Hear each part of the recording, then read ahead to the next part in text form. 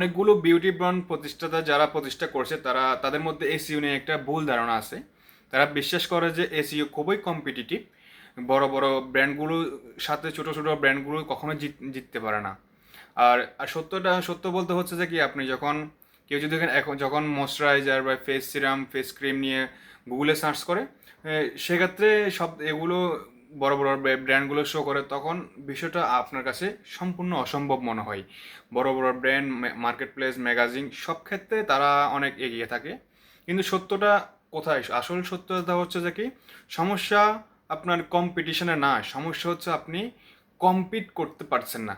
ওদের যে ব্র্যান্ডগুলো আছে, ওদের যে প্রোডাক্টগুলো আছে, তারা কী ধরনের কিওয়ার্ড ইউজ করছে, তাদের কী ধরনের ব্যাকলিঙ্ক ইউজ করছে, তাদের অথরিটি কতটুকু, ওগুলো আপনাকে বুঝতে হবে।